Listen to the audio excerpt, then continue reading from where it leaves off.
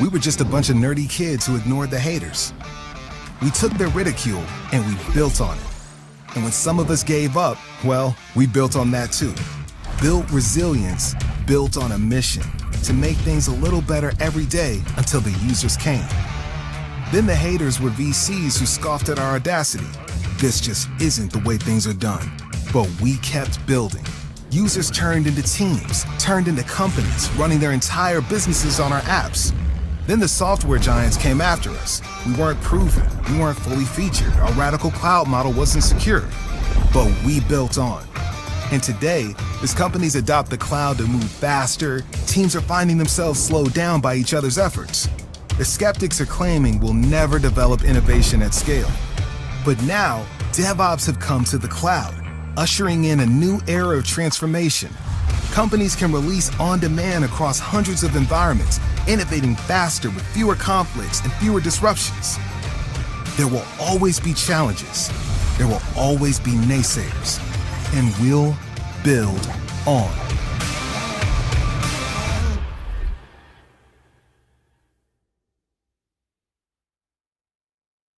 Okay, so hello everyone. Today's topic is differential Salesforce-DX.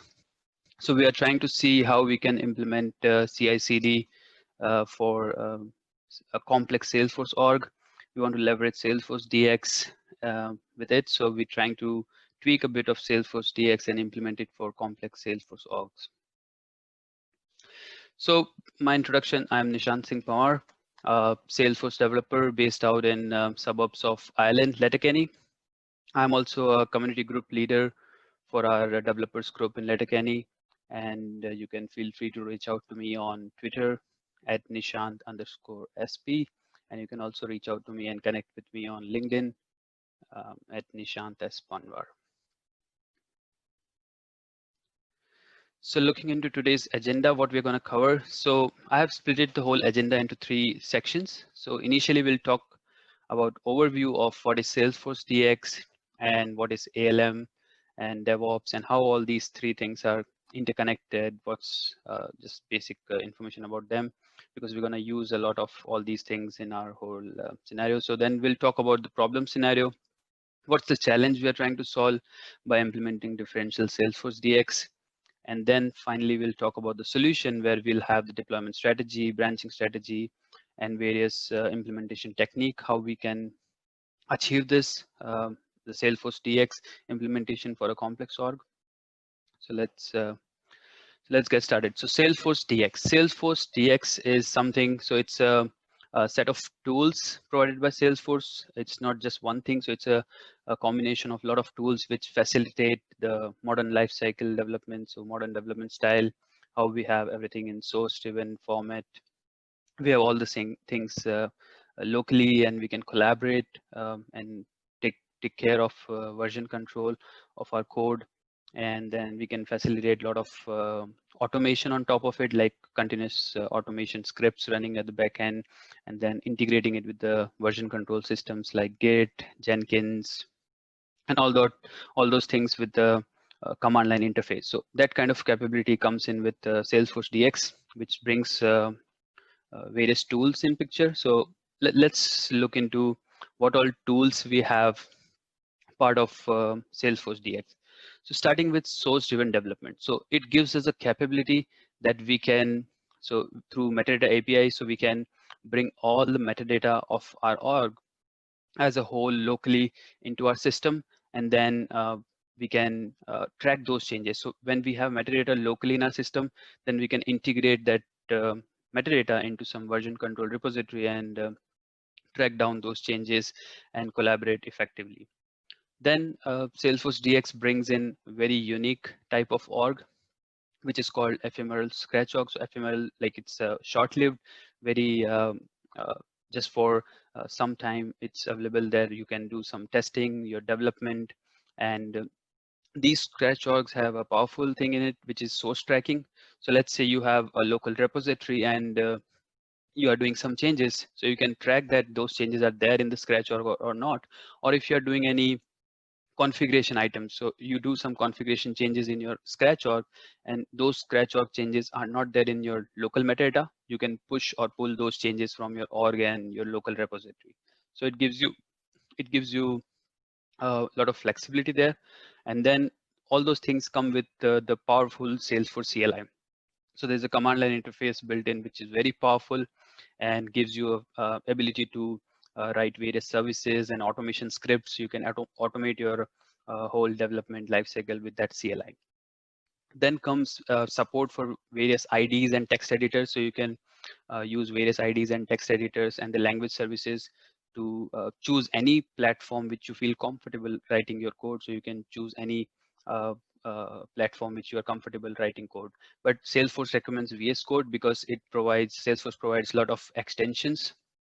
So those extensions help you giving IntelliSense and those things in VS Code, so that you don't need to remember a lot of CLI commands, and you can just use them with the IntelliSense. Then we have continuous integration and continuous delivery. So you can integrate your local repository systems with various version control tools like GitHub, Jenkins, and Bitbucket, all those. And then you can, from that, you can deliver that into various environments like UAT environment, production environment with the CLI. So CLI runs at the backend, and it helps you do all those continuous integration and continuous delivery. Then comes packaging. So Salesforce bring in packaging 2.0, for which I think Mohit Srivastava did a great session in the virtual Dreamin, explaining all about the unlock package and all those things. So it gives you flexibility to install all your local changes which you have into any sandbox, any scratch org, without any connectivity or dependency in between each others. Then you have all the partial full sandboxes, which we already had, but now with DX, there are lightning sandboxes also coming in, which have faster refresh rates. And maybe in future, they are planning to bring source tracking like how they have in scratch orgs with the sandboxes. So that would be really great. So ALM and DevOps. So talking about ALM, so application lifecycle management. So basically everything or any application you build, you need to manage it. So you need to have some guidelines or processes to make sure that there are multiple developers who are working on it. You don't break the things others are doing. So for that, you have uh, policies and guidelines. So you implement that with the ALM and DevOps. So you have your application lifecycle management, where you start your planning the release, you design what are the requirements, everything, gather all the things there, and then you start with your development. There you can use all the Salesforce-DX features, like using scratch orgs for development, doing integrations with third-party editors like VS Code and those things for doing your development. And then finally, you can do the testing. You can either do some manual testing in the scratch org, or you can integrate your local repository with any test automation tools like ProR or Selenium, something you can put it there so that you can do the testing automation there. Then comes the operation part. So you have built something and then you need to deliver it quick as possible to the end customers. So for that, you have the operation part of it, where you plan or you build a release, you gather all the artifacts you have, and then you need to deliver all the artifacts into the environment. So you gather all them and then do automation testing. You do UAT testing, staging testing. So you leverage all the sandboxes to push the changes into those sandboxes. And once everything's there, you are ready to release that into your live environments like production and the training environments. So for that, you can leverage the packaging and then push those changes to the customers. So all the features we have now, talking about, we can create package, everything, but where we face challenges when we have a lot of scenario where we have cluttered environment or very complex Salesforce implementation, where you see if you have Apex classes more than 2000 and you have a percentage of Apex use more than 75%, and there are 1000+ users in your org. So in that kind of scenario, you have a lot of interdependent and the spaghetti code, which we are listening a lot in the DevOps terms. and you want to convert that into a pizza kind of code, which is like a packages, various packages and less interconnected with each other, and you can manage each and every pieces together. But it's very difficult for you need to like redesign the whole architecture and a lot of things to convert that spaghetti kind of code into a pizza type of architecture. To achieve that, if you can't achieve that, still there is a possibility to implement Salesforce-DX without going to the packaged level of development. So that's all we're gonna talk today. So we want to go away from the chain sets and streamline deployment. So at least we can use some benefits of Salesforce-DX, if not all, for such kind of orgs which are very complex and we're not able to package them using the Salesforce-DX. Then what all things we can use from Salesforce-DX and implement it. So we'll try to talk about that. So this is the problem and we'll try to solve that with Salesforce-DX. So first comes the deployment strategy, which we need to decide because we have a complex org. So what kind of deployment strategy fits for us? So initially, all the development model we generally prefer or we are used to do is chain set development model. So where we have various development sandboxes per developer maybe, and then those developers are working on their individual sandboxes, and once they're ready with their changes, they go ahead and deploy those changes all together into a dev pro sandbox where all the changes get integrated together, and you can see that changes from one developer are not affecting the other and they are going fine. Then you have another chain set from there to push it to a full sandbox where you do UAT, QA testing, and then finally release them into production. So, but in this, we have a lot of manual efforts, a lot of chances of error. So we can move to the version control system where we have a source of truth in a repository setting, and then you use all these scratch orgs to push and pull changes from there, and then do the continuous integration to do the unit testing, and finally, once everything goes well, you can deploy all them to different sandboxes like UAT staging, and then finally to release in production and full sandbox for training. So you have all these setup which you can do, but for this you need to have a modularized code structure where you have splitted your code in various modules and you can manage those modules independently. Because if you take 2000 Apex classes and you try to spin up a scratch org and put all the metadata into a scratch org, definitely it will take hours, and you're not looking to do that kind of implementation. So to avoid that kind of scenario, what you can do is we can still keep the developer sandboxes and not go to that modularized code structure, but use at least the source control repository and the architecture metadata APIs available with the Salesforce-DX to track and maintain our code base. So we can go for the org development model where you have development and testing ongoing in your developer sandboxes, and you keep all those changes in track with your source control repository. Once you are ready, you can create different branches in your repository to build those releases. You can release them into the developer and the partial sandboxes for integration and unit testing and the UAT testing. Once everything goes well, you can deploy those changes to production and full sandbox for training. And on the back of the hood, you have all the Salesforce CLI commands to assist you with all these things like retrieving and deploying the code base from your developer sandboxes. You can use those commands, and then you can use MD metadata API deploy commands to deploy the changes to production and the full sandbox. Now talking about branching strategy, what kind of branching strategy we can choose. So let's start with master branch. So we have a master branch where we have the source of truth and the version controlled. So let's say we have a version 0.1 initially started, and then we create a develop branch where we're gonna keep all the development ongoing, and whatever development is finished, we move the changes to master branch and release them to our live environments. So this is the feature branch concept where you have a feature branch for each developer. So developer wants to work on any feature or the new feature they want to bring in. They start a feature branch where they do all the code changes, that commit those changes into that feature branch.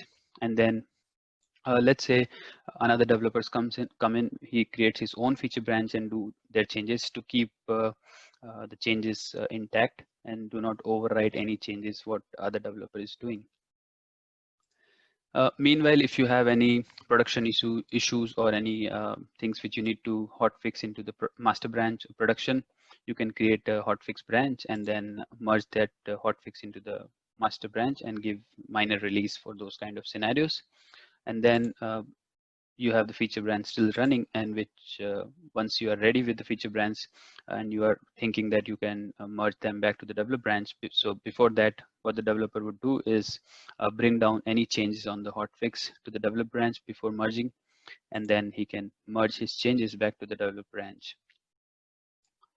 So once all the things are ready in the developer branch and we are ready to push those changes, we create a release branch for that particular scenario. So this is basically where the operation half part of the ALM comes in. So your development is complete and now you're ready to push all those artifacts into the live environment. So you create a release branch and do any minor modification you want to do in the release branch itself, and then push those changes to master branch, tagging it as a release. So these V0.1, 0.2, these can be the Git tags. So you can use them as a Git tags and track the version of your master branch and use these tags for deployments as well. And then once the deployment or the merging to master branch is done, you pull back changes into the developer branch so that it is in sync with the master, so that whenever the developer is working on new features or new releases, they take the latest copy from the developer branch. Now, this is your branching strategy for your version control. Now you need to keep this in sync with your environments as well. So you have your environments, you keep them in sync. Generally, you can have multiple environments synced to one branch, but if you are not comfortable, you can also have a branch created for each environment. So like you can have master branch connected to production, and you can also have one more branch underlying the master branch called UAT, and you can sync it with UAT. But generally you can keep all same because it will help you manage your metadata well with less number of branches in your repository. And then you can connect them with the CI/CD. So you can have your CI/CD in place to push all the metadata from your branches to the environments.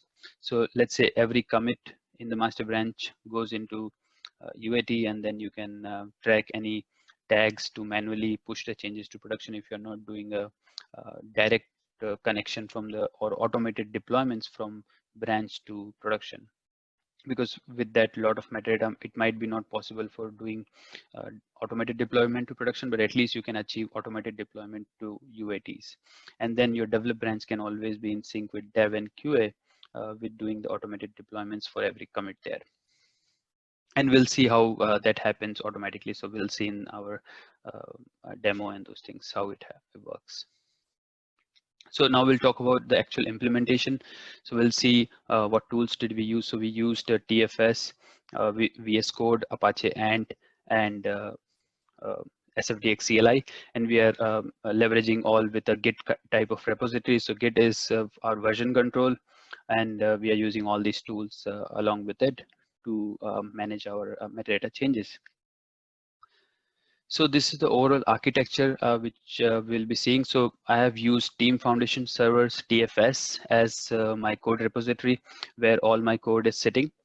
You can use in place of TFS anything which your organization supports. Like if you are doing for Bitbucket, you can do it in Bitbucket. You want GitHub, you can do GitHub, GitLab, whatever it is. It's just kind of a Git repository which we need to put all our metadata and track that as a version control. So once you have set up that repository anywhere on the server, what you need is Visual Studio Code to pull in or clone all the metadata from there to your local machine. And then you can use CLI and play with it with your developer environments in sync with that VS Code. Bring all changes or metadata from your developer environment to VS Code, or push any changes from VS Code to your development environment to do the unit testings. And once you're confident, you commit those changes into your develop branch. Once you commit your changes into the develop branch, it starts the build. So this is the build where it does the automated deployments and push those changes into the environment automatically. So here we have build starting. So for the build, we have Apache Ant and Salesforce-DX CLI. So Apache Ant is here sitting for doing the differential build. So Apache Ant will take care of doing the differential build, where it will take care that it deploys only those changes which you are changing and not the whole metadata. So that's what differential build is, and we'll see how we prepare the differential build.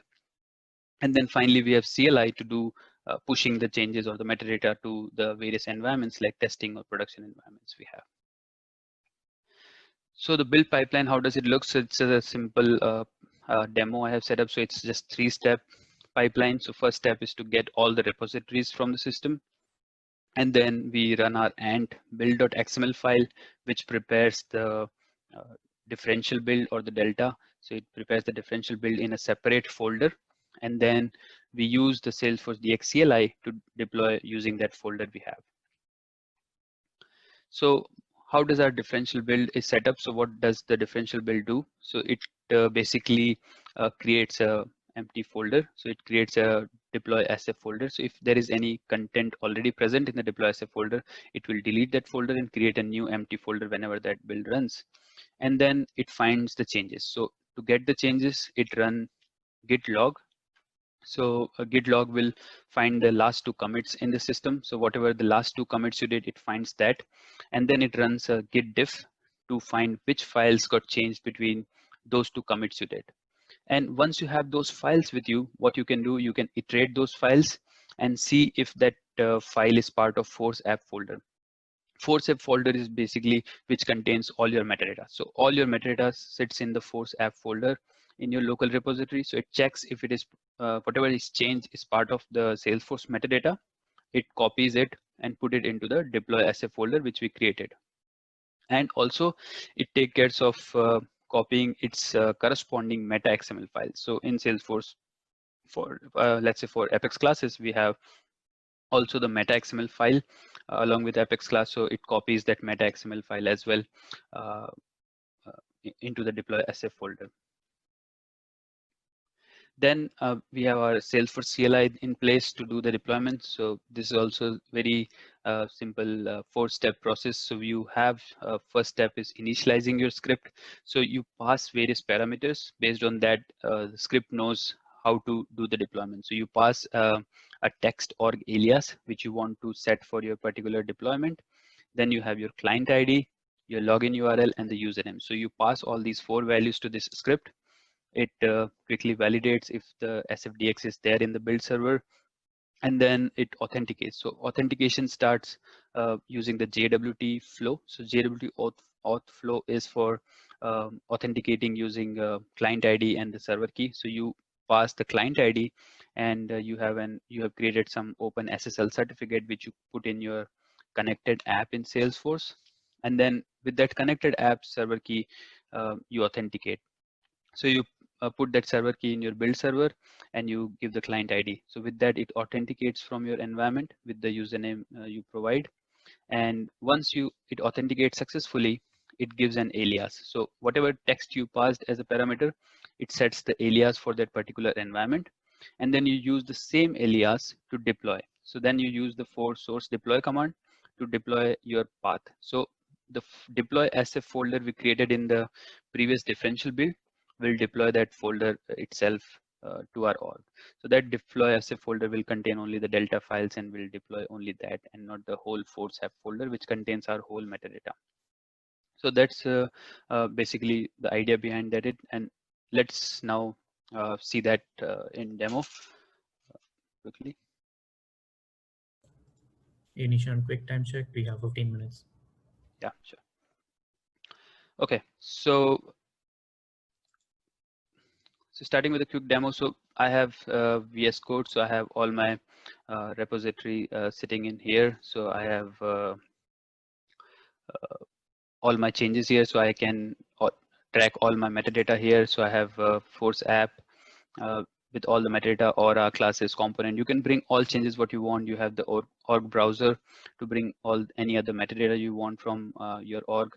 For that, you just need to use all the CLI commands. So if you are handy with it, you can use Command Shift P, and then you get all the SFDX commands available here, which you can use to authorize your org or create any, let's say, Lightning Web component or anything you want to create. So you can use that.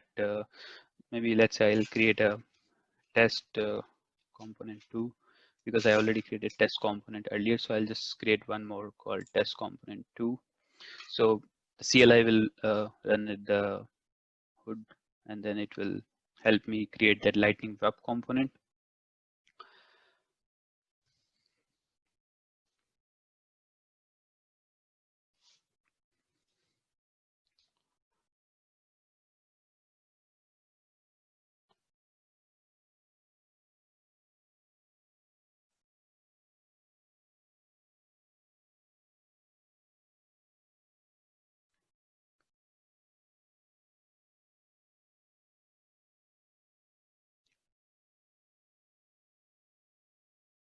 Okay, so it created this test component 2 for me, and I have all these files, test component to HTML, JS, meta XML. Whatever changes I want to do, I can do all my changes. So I can put anything into the component, and then once you do all your changes, you can do tracking. So you have your Git tracking in place, so you can do that to track what all changes you are doing. So you can check if any files got changed or not, yeah, and you can track those changes, and you can commit those changes actually into the repository.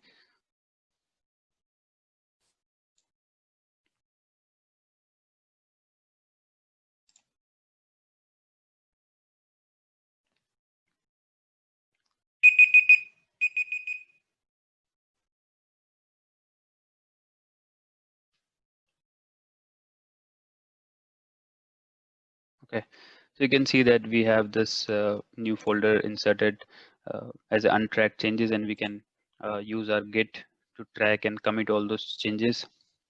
And these are all like Git commands which you can go through, or if you are not handy with Git commands, you can use the user interface also provided in VS Code for adding. So like you have some changes, you can stage all them by clicking here, and then once you have staged the changes, you can commit them into the repository by clicking on this check and entering some commit message and all those things.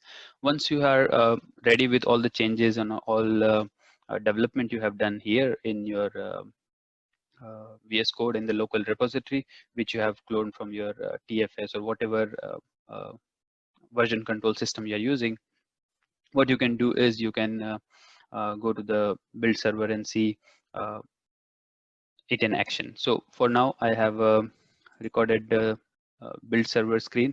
So I'll just run that and go over it. Just let me know if you can hear the audio as well, or otherwise I'll voice over.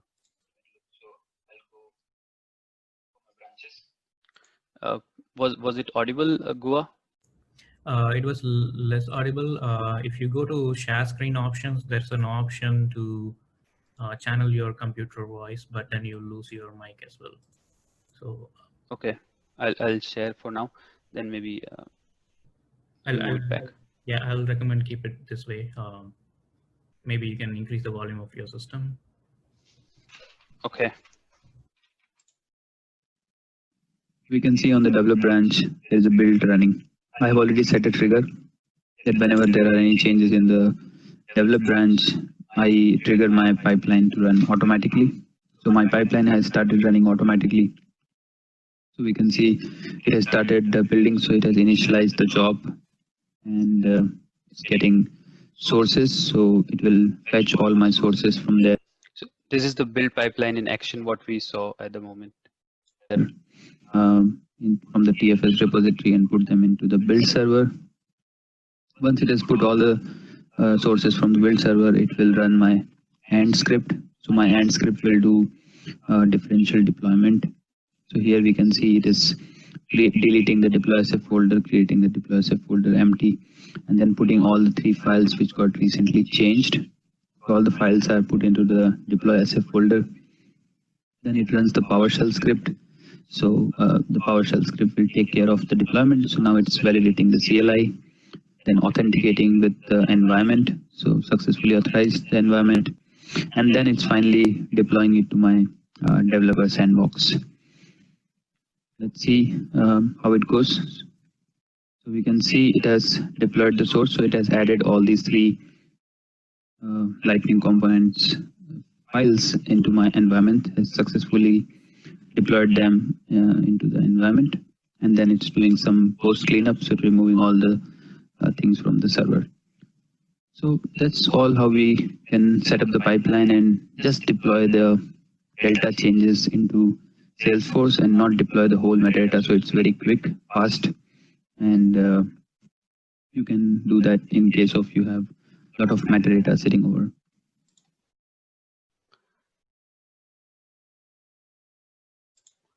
Okay. So am I audible now again? Yeah, you're good. Okay. So as we saw, like we have just a sample pipeline which was running there, and I'll just also show you the build XML and the script file. What does it, how does it look? So I think script file, it was already there in the presentation, but I didn't have the build XML file there in the presentation. I'll just go over that as well before the time runs out. So basically what we are doing in our build XML is we are trying to find that differential build. So for that, what I do, I find the git diff and iterate over it. So for the git diff, this list of the differential or the changed files, I iterate over them. So this git diff is calculated from this macro. So I have this macro for finding the git diff. So that happens with the git log. So first it executes git log and it gives me last two commits. So give me two commits, and then once I have those two commits, I will put them into two variables. So variable 1 and variable 2 for those two commits. And then I call my git diff to get the different or the difference of the components. So which all file got changed between those two variable 1 and variable 2 commits. So I pass those commits as my parameters. This script can be improved. So in case, let's say this is doing every deployment between the commits. So once you commit, and then when you do a second commit, it deploys all the files or everything which changed between those two commits. But if, let's say, for the production environment, as we saw, we are putting tags per release. So like we have a minor revision and then a major revision, and we want to deploy only those files which change between those releases and not each and every commit on our branch. Then what we can do is we can pass those tags as parameters in the git diff, and then calculate the files changed between those particular tags, and then use our this build XML to prepare that that delta files which got changed, and then deploy them. And then here in this, what it is doing, it is checking for each and every file which changed, and then we check if that file is present in this force app folder. If it exists in the force app folder, what we're going to do is we copy that into the deploy SF folder. And also if it contains meta XML file, so it generates the meta XML file also into the deploy SF folder. So for now, this works well with all the metadata, but I think for Lightning Web Components, in case you only change the HTML file, and when you deploy Lightning Web Component, you need to import the JS and the meta XML file also together. So if you don't change all the three files together, I think this might fail. So you need to handle that kind of scenarios as well in this build XML to include those all the component dependent files. I think only in the Lightning Web Component is the case which we need to modify this. Otherwise, all rest of the metadata just have their actual file or a meta XML file. So I think that's all about the build XML. And then we have our script, the deploy script. That's basically just validating what we saw, that we passing all the parameters, and then authorizing with org alias, and then deploying it the deploy SF folder which gets created. So this is our force app folder. Anything which change in the force app folder gets put into the deploy SF folder. Okay, quick time check. We have 5 minutes. Yep. So I think I'm also done with my demo, and I'm open for the questions. Okay, we have quite a lot of questions. So we'll try to cover as much as possible. Nishant, are you able to see the question screen, or do you want me to read it? I think okay. Yeah. Okay, so I'll start. Is DX deployment faster than metadata API? Does DX deploy has all or none similar to metadata API? So DX deployment, I think it doesn't have a all or none parameter or something like that. But the DX deployment, what benefits you have is you can use the source path for the deployment. So you can, so how I am doing currently, so you saw we had all the metadata in our Force app folder, but we copied over only the some portion of it into the deploy as a folder and deployed only those changes. So that way we can track. Yeah. And then source tracking in dev sandboxing coming in beta with summer. Yeah, I think that's something forward looking. I'm not aware when it comes in sandboxes. Is there an architectural pattern recommended to make easier migration to 2.0 packages? I'm not aware if there is already a 2.0 migration package, but yeah, there are a lot of blogs how to migrate your org into the 2.0 packaging system, which you can follow and try to migrate. And if you are not able to migrate, still I would recommend at least start with the DX, implement DX with the minimum deployments you have, and then once you start with the DX, you can try to modularize your code structure and move into the packaged based model. How do I get admins declarative items and tricky metadata into this process? I think that's straightforward and possible. So what you can do is you can always have your org browser. So if you see on the screen, so here you have the org browser. So org browser has all your metadata available here. So you can start with all the metadata which you think you should track. So even if it is a workflow rule, process builder, flow, you should keep all of them in your repository, so you can track those changes. And when somebody's not, so some changes are configuration kind of changes, so you don't do them in the repository or in the VS Code. So what you can do is you can do those changes there, and then in your in your Force app you will have in the Force app you have that flow, and you just right click on it, and you can retrieve it from the source. So you will have retrieve from source command here. So like how you have deploy source, I think you have retrieve source. It's going below my shared screen, but you will have retrieve source from org button. So you just click that and you retrieve the changes which you did as a configuration changes in your org, and then you track them in the local repository. Is there time? Can you share some thoughts on scratch org source tracking? I think source tracking is basically you can use the CLI commands to do the push pull. So you have the CLI commands, so you can use the source push pull. There would be push and pull command just to push or pull the changes from your local repository into the scratch org. Are you managing the package.xml file? No, we are not managing the package.xml file. We are not using to deploy using the package XML. So the source deploy has different attributes. So if you look for the documentation for deploy CLI command, it has different capabilities. So you can even deploy without having the package XML file maintained. So you can just deploy a folder or a file. So let's say I want to deploy this just this test component. I can just right click and deploy this to org. So it doesn't need or ask me a package XML or anything. So similarly, I put everything from Force app folder to deploy as a folder and deploy this folder as a whole.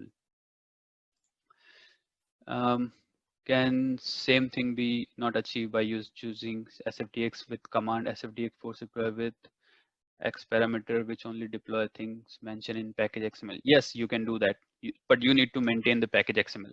You can do that with package XML, but you need to maintain your package XML, what got changed in the package XML. You need to keep the track of the artifact file there.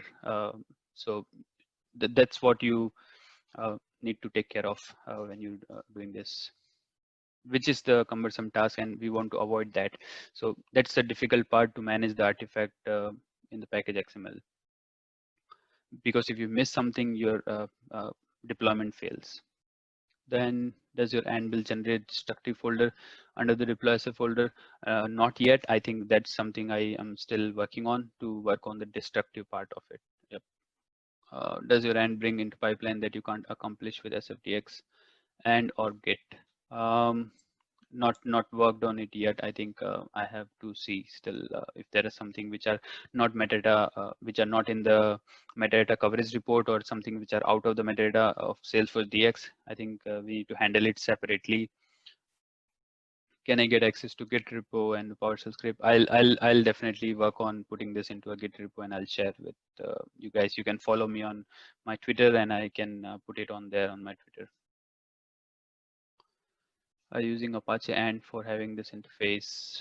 I still didn't got this question. Apache and we are using the and for the build XML. So this build.xml is using the and script. So Nishant, we are just on time. I think. So let's wrap it up for now. I have copied all the questions. So I'll pass it on to Nishant, and Nishant, you can choose to share wherever you want to along with the recording. Yeah, sure. That sounds great. Awesome, guys. Thank you so much for joining us today. And we still have so many sessions coming up.